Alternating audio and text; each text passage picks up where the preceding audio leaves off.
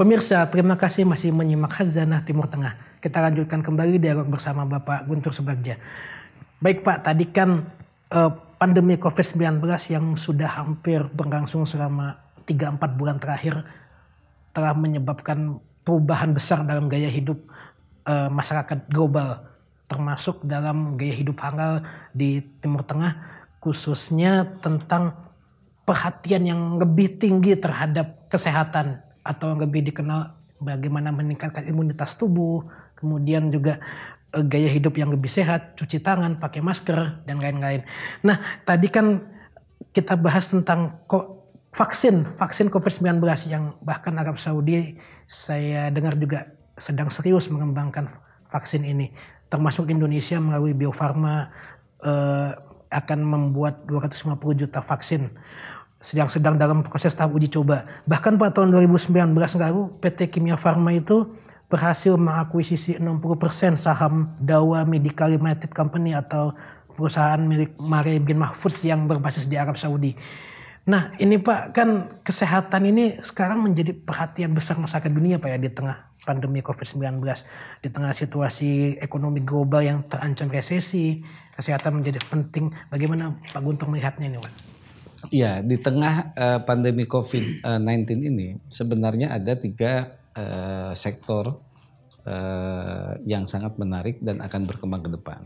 Pertama adalah sektor consumer good ya, dan produk-produk pertanian, food and consumer good. Nah, sektor ini adalah kebutuhan dasar di mana masyarakat sekarang mencari produk-produk yang higienis, yang menyehatkan, yang betul-betul alami, natural. Jadi ini adalah satu peluang bagi Indonesia, dan Indonesia punya semua. Pertanian, ikan, peternakan kita punya. Ini sangat peluang. Nah, kedua adalah di industri healthcare. Healthcare ini industri kesehatan yang bukan hanya layanan kesehatan, tetapi obat-obatan dan suplemen. Suplemen termasuk juga vaksin atau obat untuk mengatasi COVID.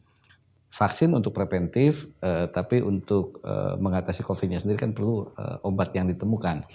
Nah, secara historis dan secara pengalaman, perusahaan-perusahaan farmasi Indonesia memiliki kapasitas dan kemampuan yang tinggi. Bagaimana Indonesia menemukan misalnya obat malaria dengan pabrik Kina yang sangat terkenal sekarang di dunia, ya kan? Itu adalah dari Indonesia, dari Bandung. Nah, bagaimana pula Indonesia menemukan produk-produk lain di sektor kesehatan, dan banyak juga perusahaan-perusahaan farmasi dunia yang membuka office ya, headquarter di Indonesia. Nah, ini sebenarnya peluang yang sangat besar. Nah, kalau kita memulai dengan inovasi dan menemukan satu komoditas atau satu produk kesehatan yang bermanfaat bagi masyarakat, ini merupakan satu nilai tambah. Dan akan bernilai tambah lagi bila produk itu juga standar halalnya terpenuhi. Jadi vaksin misalnya bukan hanya vaksin untuk COVID yang ditemukan, tetapi bagaimana bahan-bahan untuk vaksin itu sendiri memenuhi standar-standar halal, dan prosesannya, pengolahannya juga memenuhi standar halal. Ini akan menjadi selling point. Nah, sekarang hampir semua negara berlomba-lomba menemukan vaksin dan obat untuk COVID-19. Rusia sudah mengumumkan sudah menemukan produk vaksin yang sudah juga uji klinis sampai tahap 3. Indonesia dengan berbagai perusahaan farmasi dan laboratoriumnya serta perguruan tinggi di Indonesia sudah juga melakukan penelitian-penelitian yang juga memberikan harapan yang sangat positif, dan ini bisa menjadi salah satu komoditas atau produk unggulan di sektor kesehatan bagi masyarakat dunia.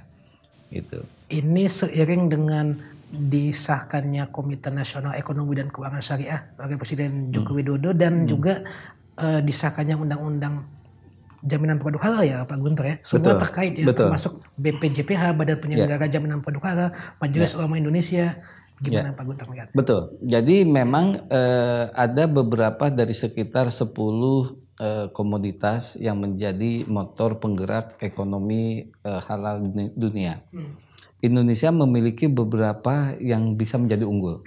Tadi saya bilang satu di sektor food, kedua di sektor farmasi, ketiga adalah di sektor fashion, keempat adalah di kosmetik. Nah, kosmetik kita ini sekarang ini adalah eksportir terbesar produk halal dunia. Itu kita mengenal dengan merek Wardah. Itu produk Indonesia. Kemudian yang satu lagi di sektor pariwisata. Nah, kalau 5 sektor ini dikelola dengan baik, ini akan menjadi salah satu 5 keunggulan ekonomi nasional Indonesia. Beberapa pekan lalu saya mendengar KNEKS sedang menyiapkan satu campaign program untuk branding halal ekonomi atau ekonomi syariah Indonesia. Nah, mungkin ini bisa ditempelkan dengan sektor-sektor tadi. Jadi kita harus membranding secara bertahap sektor apa yang paling unggul yang kita munculkan tahun ini. Kemudian tahun depan apa, tahun depannya lagi apa, terus berikutnya sehingga kelima sektor yang menjadi kekuatan kita ini menjadi satu peluang ekonomi yang sangat besar untuk kebangkitan ekonomi nasional.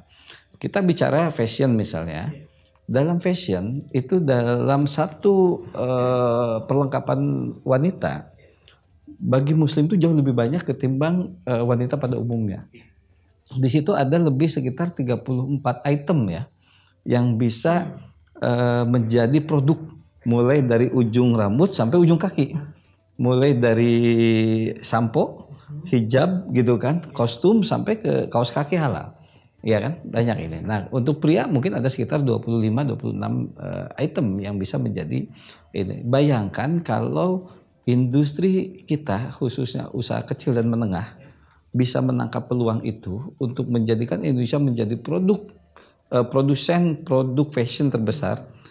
Itu merupakan hal yang sangat luar biasa. Kelebihan desain fashion Indonesia adalah kita mempunyai desain yang sangat bagus, sangat atraktif dan menarik bagi semua pihak. Produk-produk fashion yang lainnya khususnya yang terkait dengan muslim itu umumnya monoton. Nah, Indonesia punya keunggulan yang lebih menarik sesuai dengan keberagaman budaya Indonesia itu sendiri.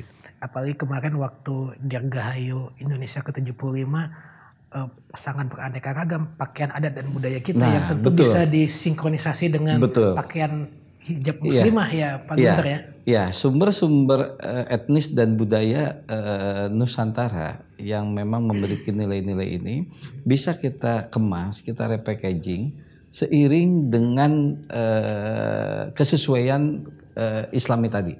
Jadi ini sebenarnya bagaimana kita bisa memanfaatkan ini menjadi satu momentum produk, menjadi satu sesuatu yang bisa menjadikan nilai tambah. Jadi keberagaman budaya ini bagi ekonomi halal itu adalah satu kelebihan. Jadi satu nilai tambah yang bisa memberikan warna dan bisa juga memberikan variasi serta pilihan bagi masyarakat yang lebih luas. Termasuk penetrasi pasar ke masyarakat Timur Tengah ya Pak? Iya, masyarakat Timur Tengah adalah menjadi salah satu target market buat produk halal Indonesia.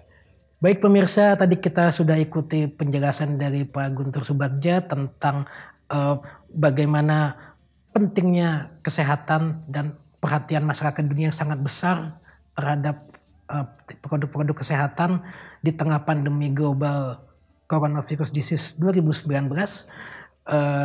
Bagaimana negara-negara muslim seperti Arab Saudi sedang berupaya keras mengembangkan vaksin COVID-19 yang halal, bahkan Indonesia juga sedang mengarah ke sana. BUMN seperti Bio Farma sedang berencana memproduksi 250 juta vaksin COVID-19.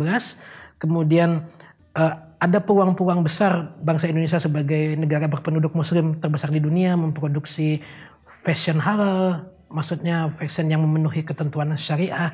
Kemudian juga ada produk-produk halal lainnya di bidang pertanian, pariwisata dan lain-lain. Baik pemirsa, penjelasan yang sangat mendalam dari Bapak Guntur Subagja. Terima kasih telah menyimak acara ini hingga selesai. Sampai jumpa di episode berikutnya.